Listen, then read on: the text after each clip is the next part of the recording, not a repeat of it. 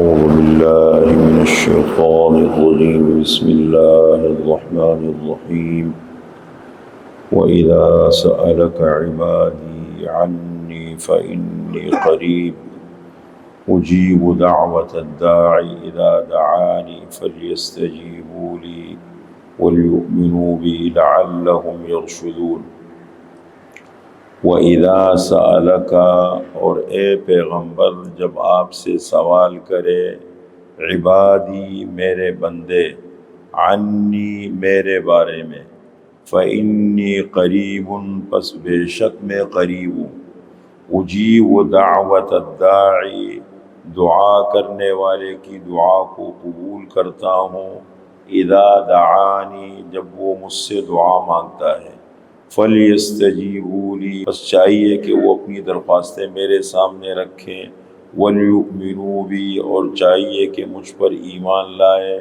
لَعَلَّهُمْ يَرْشُدُونَ تاکہ وہ ہدایت پاتے رہے۔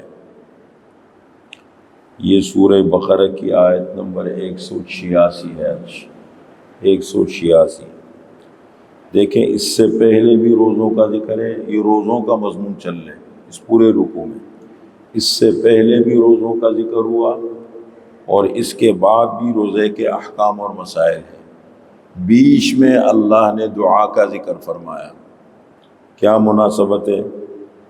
رمضان المبارک کے مہینے کو دین میں اس طرح اہمیت حاصل ہے جیسے موسموں میں موسم بہار کو ہے، جیسے موسم بہار کو فضیلت حاصل ہے کہ ہر چیز دیکھ کے ہری بھری ہو جاتی ہے، بڑا صاف ستھرا ماحول نظر آتا ہے، اسی طریقے سے رمضان المبارک کا مہینہ ہے، دین میں ہر عمل کی اہمیت بڑھ جاتی ہے اور ہر عمل کا اجر بہت زیادہ ہو جاتا ہے۔ مثال کے طور پر اگر ایک آدمی نفل نماز پڑھے گا تو اس کو فرض کے برابر ثواب ملے گا، فرض نماز پڑھے گا تو اس کو 70 فرضوں کے برابر ثواب ملے گا۔ اسی طریقے سے یہاں تک فرمایا کہ ایک تسبیح رمضان المبارک میں وہ ایسی ہے جیسے غیر رمضان میں 1000 تسبیحات پڑھی اس نے۔ کسی نے کہا سبحان اللہ رمضان المبارک کے مہینے میں، الحمدللہ، لا الہ الا اللہ، اللہ اکبر، کوئی بھی تسبیح پڑھی، استغفر اللہ، کوئی تسبیح پڑھی، گویا کہ اس نے غیر رمضان میں 1000 مرتبہ تسبیح پڑھی، اتنا اجر بڑھ جاتا ہے۔ اب اسی مناسبت سے دعا بھی ہے، آپ رمضان میں دعا مانگتے ہیں، غیر رمضان بڑا فرق پڑتا ہے، ایک موسم کا بڑا فرق ہوتا ہے، ایک جگہ کا بڑا عمل دخل ہے ہمارے دین میں۔ موسم رمضان المبارک، اور میں رمضان المبارک میں جو دعا کی جائے اس کا اثر زیادہ ہوتا ہے۔ اسی طریقے سے رات کو تہجد میں اٹھ کے جو دعائیں مانگی جاتی ہے وہ کبھی خطا نہیں جاتی۔ اسی طریقے سے مثال کے طور پر فرمائے کہ جمعے کو ایک ایسا ٹائم ہے کہ اس میں اگر دعا مانگی جائے دعا ضرور قبول ہوتی ہے، یہ موسم ہے۔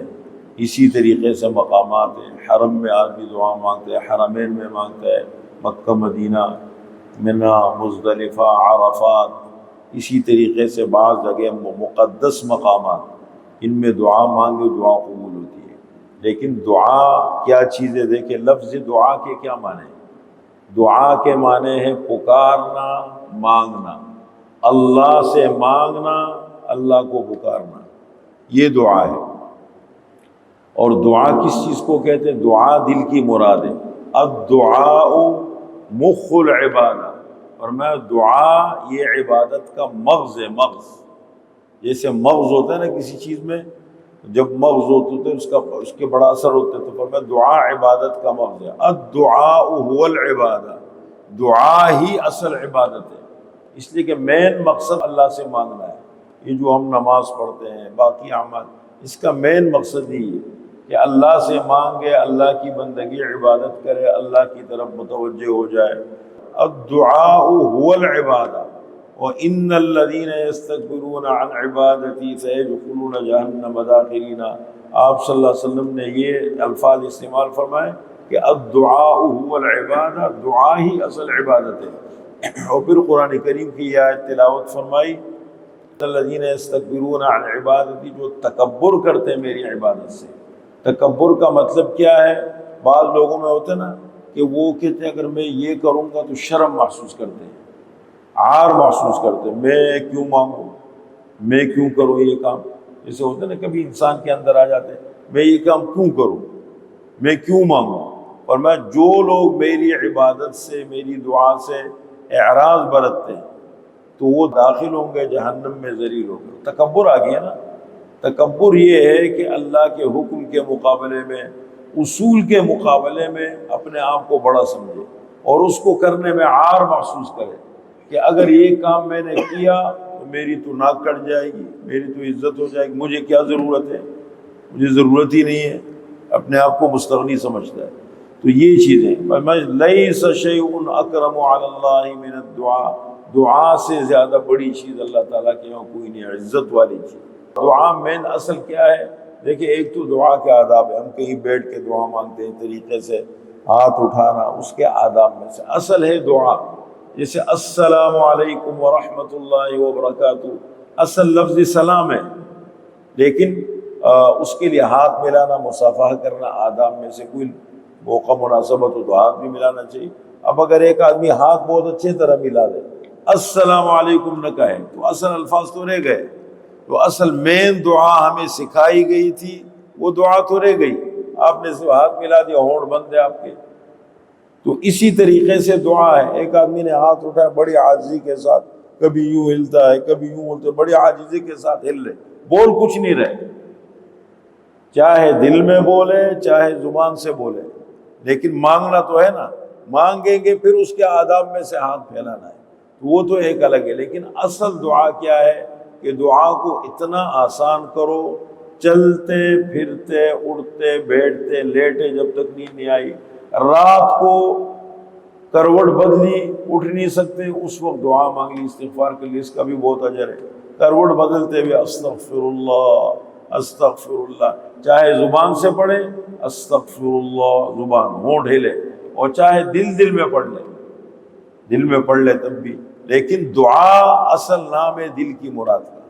دل کی مراد کا مطلب یہ ہے کہ انسان کو جو اس کی جائز خواہش ہے دل میں اللہ سے مانگتا رہے، ایک اس کے دماغ پر دل پر ایک تصور ہو. اصل دعا یہ، وہ چلتے پھرتے ہر طریقے سے انسان مانگ سکتے ہیں. لیکن دعا کی بہت زیادہ فضیلت ہے. صحابہ میں سے کسی نے پوچھا، یہ سوال کیا کہ اے اللہ کے رسول ہمیں یہ بتائیں کہ ہمارے رب ہمارے بہت زیادہ قریب ہے کہ ہم بہت آہستہ آہستہ اس سے مانگیں، یا دور ہے کہ ہم زور زور سے اس کو پکاریں؟ تو اللہ نے جواب میں یہ آیت نازل فرمائی.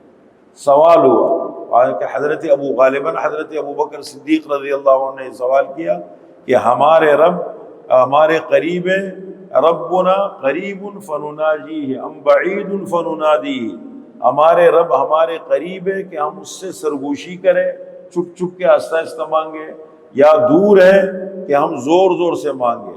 تو اس کے جواب میں اللہ تعالیٰ نے یہ آیت نازل فرمائی، وَإِذَا سَأَلَكَ عِبَادِي عَنِّي فَإِنِّي قَرِيب، اور اے پیغمبر، اور جب آپ سے سوال کرے عبادی میرے بندے، اللہ فرما رہے آپ صلی اللہ علیہ وسلم کو مخاطب بنا کر، اور اے پیغمبر، اور جب آپ سے سوال کرے میرے بندے عنی میرے بارے میں، میرے متعلق، فإنی قریب، پس بے شک میں قریب ہوں، اجیب دعوت الداعی، پکارنے والے کی پکار کو قبول کرتا ہوں، دعا مانگنے والے کی دعا کو قبول کرتا ہوں. اذا دعانی، جب وہ مجھ سے دعا مانگتا ہے، فلیستجیبوا لی، پس چاہیے کہ وہ اپنی درخواستیں میرے سامنے رکھے، مجھ سے مانگے. حدیث میں ہے کہ اللہ سے نہ مانگو تو اللہ ناراض ہوتے ہیں. من لم یسأل اللہ یغضب علیہ، کہ جو اللہ سے نہ مانگے اللہ اس پہ ناراض ہوتے ہیں، اور مخلوق سے جب مانگو تو مخلوق ناراض ہوتی ہے. تو اللہ سے فلیستجیبوا لی، بس چاہیے کہ اپنی درخواستیں میرے سامنے رکھیں، ولیؤمنوا بی، اور چاہیے کہ مجھ پر یقین رکھیں. یقین ناجائز چیز نہ ہو، غلط چیز نہ ہو.